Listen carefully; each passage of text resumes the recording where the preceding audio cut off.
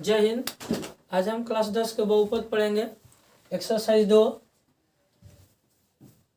पढ़ते हैं बहुपद, है ना। लेकिन इसमें हम लोग को सबसे ज़्यादा पढ़ना है आपको दीर्घात बहुपद, दीर्घात बहुपद, दीर्घात बहुपद। तो आइए सबसे पहले थोड़ा बेसिक बता देते हैं ताकि आपके एग्जाम में छूटे ना ऑब्जेक्टिव क्वेश्चन। तो दीर्घात बहुपद जो होते हैं जिसका घात 2 हो उसे हम दीर्घात बहुपद कहते हैं। यदि पहचान में आए तो जिस बहुपद का घात सबसे अधिक 2 हो उसे हम दीर्घात बहुपद कहेंगे। अब सबसे अधिक घात 3 रहेगा तो उसे त्रिघात कहेंगे, अगर 4 रहेगा तो उसे चरघात कहेंगे। कभी कभी रैखिक बहुपद भी आता है। रैखिक का मतलब होते हैं घात 1 हो।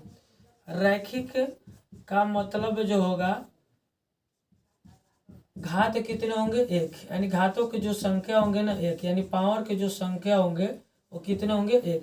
तो पावरों की संख्या 1 हो तो इसे रखिए। अगर एग्जाम्पल अगर बात करिएगा तो एस स्क्वायर प्लस एक्स, ये देखिए इसमें घात कितने 2, तो यह हमारे रैखिक बहुपद नहीं है क्योंकि सबसे अधिकतम घात कितना है 2 है। अब हम लिख देते हैं x + 1, तो यह आपका रैखिक बहुपद है क्योंकि इसमें सबसे अधिकतम घात कुछ नहीं तो क्या है 1 है।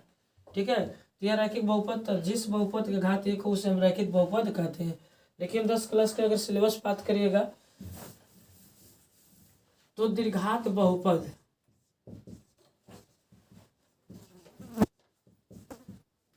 s² + bx + c के रूप को दीर्घात बहुपद कहते हैं, दीर्घात बहुपद कहते हैं। अब इनके 2 संयोग होते हैं, एगो अल्फा होते हैं एगो बीटा होते हैं। अब उन दोनों संयोगों का एक गुणनफल होते हैं एक योगफल होते हैं। तो आइए हम देखते हैं इनके संयोग,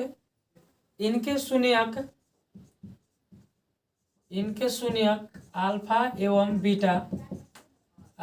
बीटा हो तो संयोगों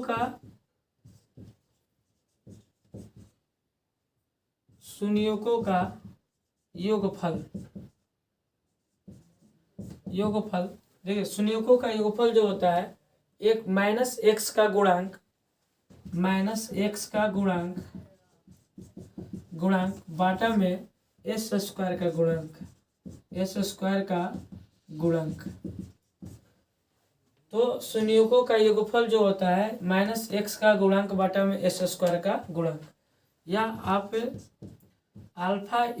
अल्फा प्लस बीटा बराबर, अब माइनस जैसे कहता है x का गुणांक b है तो b लिख देंगे, s² का गुणांक है a तो a लिख देंगे। यानी इनके अल्फा प्लस बीटा बराबर -b/a होते हैं। एवं संयोगों का गुणनफल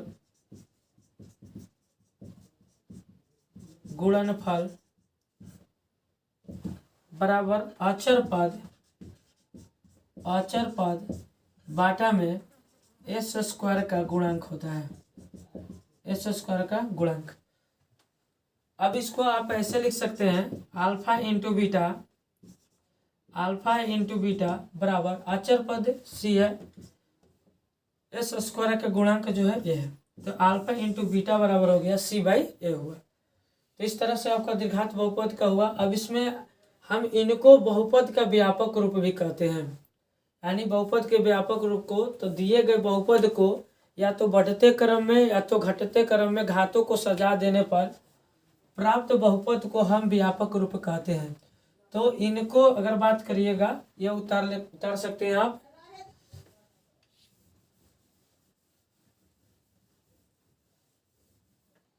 यानी दीर्घात बहुपद का व्यापक रूप, दीर्घात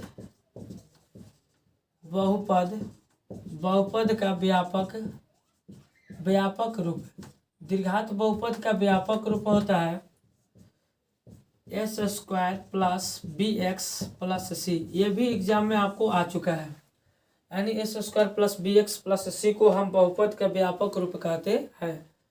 ठीक है, तो व्यापक रूप को आपका क्वेश्चन भी आते हैं कि निम्नलिखित बहुपद को व्यापक रूप का कौन सा मान होगा। तो एग्जाम्पल की अगर बात करेंगे तो s² + 4x³ - 6x + 5 का व्यापक रूप क्या होगा, व्यापक रूप व्यापक रूप को हम लोग मानक रूप भी कहते हैं। तो दिए गए बहुपद को या तो बढ़ते क्रम में या तो घटते क्रम में सजा दिया जाता है। तो इसको हम या तो बढ़ते क्रम में सजा सकते हैं, ना तो घटते क्रम में सजाएंगे इनके घातों को। तो सबसे घात बताइए कितना है, एक्स क्यू है, फिर 2 है, फिर कुछ नहीं तो क्या छिपा है, 1 छिपा है। अब बताइए यहाँ पर 5 जो है आपका अचर है, क्योंकि इसमें चर का नहीं है। तो इसमें दिए गए बहुपद को या तो बढ़ते क्रम में सजा देते हैं घातों को। पहले 3 है तो 3 लिख दिए, फिर प्लस एस स्क्वायर, फिर माइनस 6x माइनस 5। अब 2 यानी 3 2 1, यह हमारे क्या हुआ, बहुपद का मानक रूप। तो यह बताइए किस क्रम में समझाए, तो घटते क्रम में। कभी कभी एग्जाम में आपका कौन सा ऑप्शन में रहेंगे यह पता नहीं चलता, या तो बढ़ते क्रम में रहेंगे ना तो घटते क्रम में। सबसे पहले -5, फिर -6x, फिर प्लस एस स्क्वायर, फिर प्लस 4x के पावर 3। तो 4x के पावर 3 यह आपका बढ़ते क्रम हो गया। पहले 0, तब उसका घात 1, तब 2, तब 3, यह बढ़ते क्रम में हुआ। तो इस तरह से आपका व्यापक रूप में हो गया। तो एग्जाम में पूछता है, जबकि 2018 में पूछ दिया ऐसे सवाल।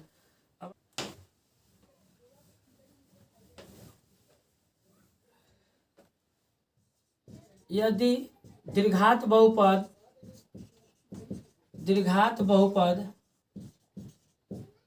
S square plus 4x plus 1 के मूल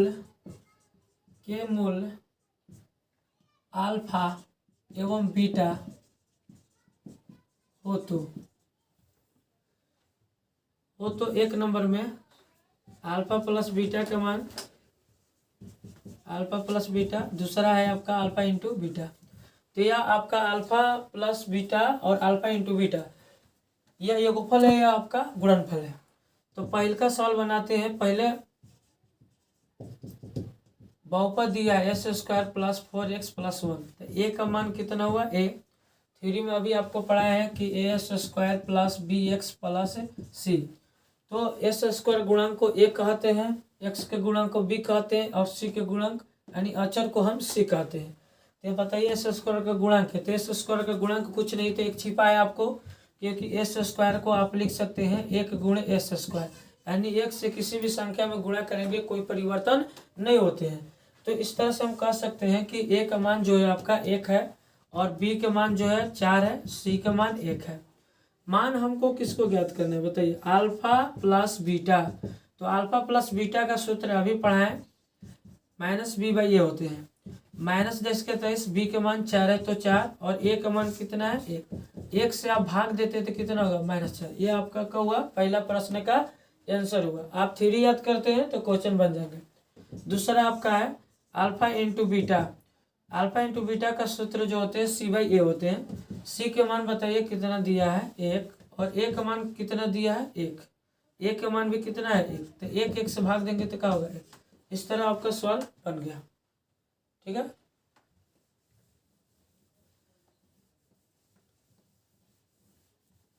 कभी कभी आपका प्रश्न कहता है कि बहुपद 4x square plus 4x plus 1 का शून्यक ज्ञात करें,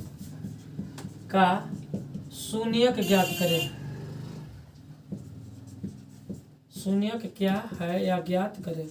तो इस तरह से सवाल आपका पूछता है कि शून्यक ज्ञात करें। अब इसमें यार नहीं कहा गया है कि अल्फा और बीटा जो है आपका मूल्य दिया है, खाली कहा गया आपको कि शून्यक के इन बहुपदों से ज्ञात करें। तो ऐसे प्रश्नों को हम गुणनखंड बनाते हैं।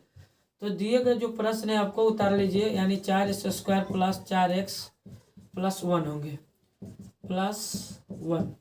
अब गुणनखंड बनाने के लिए हम क्या करते हैं कि अचर पद और सबसे एस स्क्वायर के जो गुणांक है उनसे गुणा करते हैं। तो अचर पद 1 है, एस स्क्वायर का गुणांक है 4।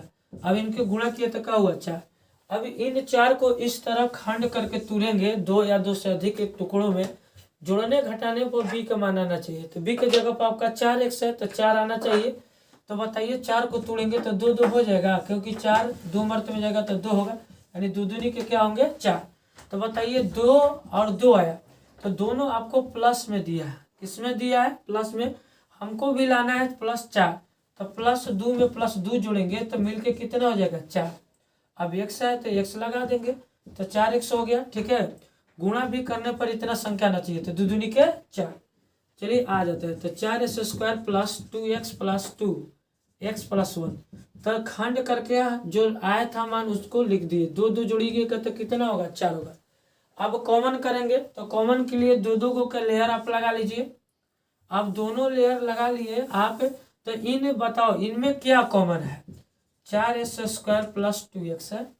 अब इसमें भी संख्या है, इसमें भी संख्या है, यानी अंक दिया है, चर भी है।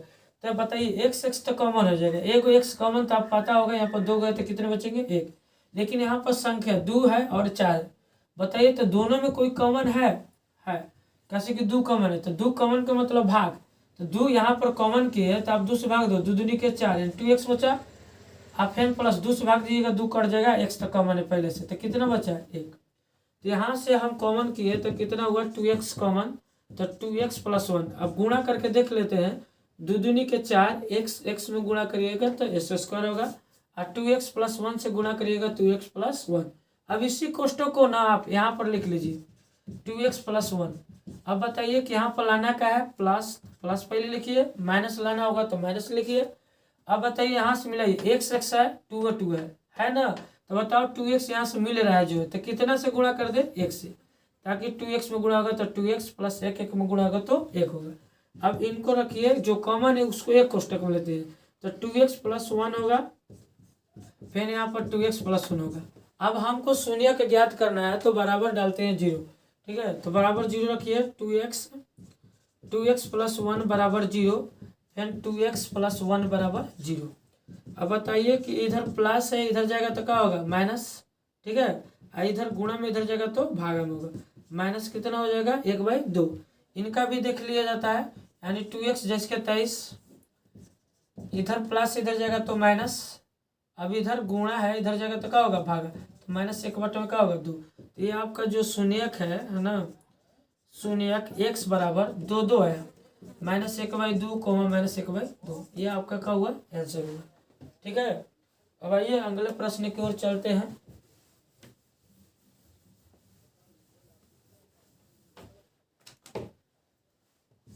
प्रश्न है आपका s² -5 का शून्यक ज्ञात करें।